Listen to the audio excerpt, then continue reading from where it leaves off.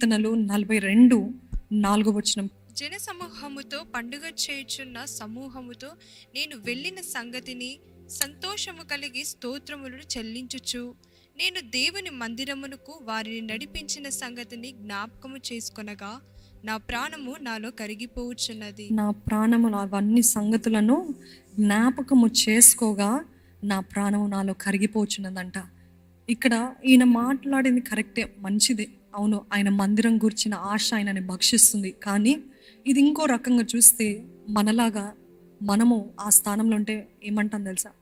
ఆహా, ఆ గతంలో ఉన్న రోజులు ఎంత బాగున్నాయి, ఆ గతంలో ఉన్న వారితో ఉన్న సంబంధం ఎంత బాగుంది, ఆ గత జీవితం ఎంత బాగుంది, ఈ స్ట్రెస్ లేదు, ఈ బాధ లేదు, ఈ భర్త లేడు, ఈ భార్య లేదు, వీరు లేరు, వారు లేరు, నేను నిశ్చింతగా జీవించాను, అసలు ఎటువంటి వరీజే లేవు అనే మాటలు మీకు వినబడుతున్నాయా?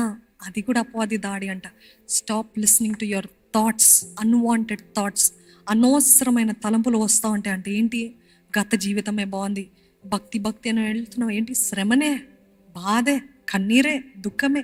ఏ ఒక్కరోజైనా నువ్వు సంతోషంగా ఉన్నావా అని తలంపులు ఎవరికైనా వచ్చినాయా, రాలేదా అండి? వచ్చిన వారు ఉన్నారా? Am I speaking to the right people?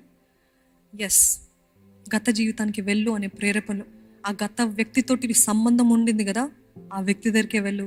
ఈ భర్త నిన్ను సరిగ్గా చూసుకోవట్లేదు, ఈ భార్య నిన్ను సరిగ్గా చూసుకోవట్లేదు, తను ఎంత ప్రేమించింది, తను ఎంతగా నిన్ను అక్కర కలిగి ఉంది, ఆ వ్యక్తి దగ్గరికి వెళ్ళు. ఈ మాటలు వినపడుతున్నాయా?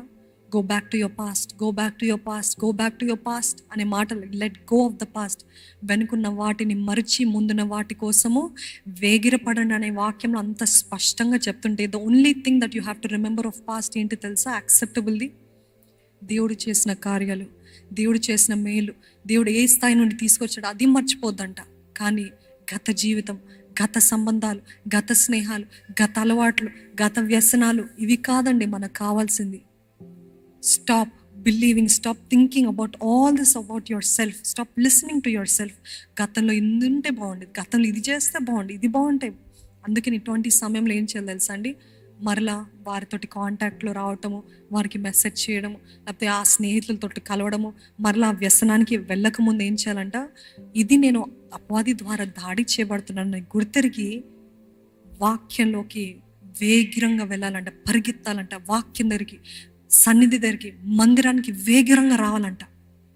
Put some worship music. Don't try to say నేను దులిపేసుకుంటాను ఈ తలంపులు. అవునులే, అపవాది ఇదిలే. No no no. కొంతసేపటి వరకు మిమ్మల్ని వదిలిపెడతాడేమో, దులిపేసుకుంటారేమో, మరలా వస్తాయి, మరలా అటువంటి పరిస్థితులు ఏర్పరుస్తాడు. అవును, మరలా చూపిస్తాడు. చూడు, నేను చెప్పా కదా, ఆ గతంలోనే వ్యక్తి నీకు కరెక్ట్. చూడు మరలా తను ఎట్లా ప్రవర్తిస్తుంది, చూడు తను ఎట్లా చేస్తున్నాడు, చూడు. ఎస్, యు గో బ్యాక్ అన్నప్పుడు మీరు ఏం చేస్తారు? వెంటనే ఎస్, నేను అనుకున్నదే కరెక్ట్, ఆ ఉన్న వ్యక్తి గతంలో ఉన్న జీవితమే బాగుందని మరలా గతానికి వెళ్ళిపోతారంట. అందుకని అటువంటి పరిస్థితులు don't try to cheer your self up on your own. అట్లాంటి సమయంలో సమాజముగా కూడటము మానకుడి. వర్షిప్ మ్యూజిక్, ఆరాధన పాటలు, ఆరాధన వాతావరణము, ఆరాధన చేస్తూ ఉండాలంట.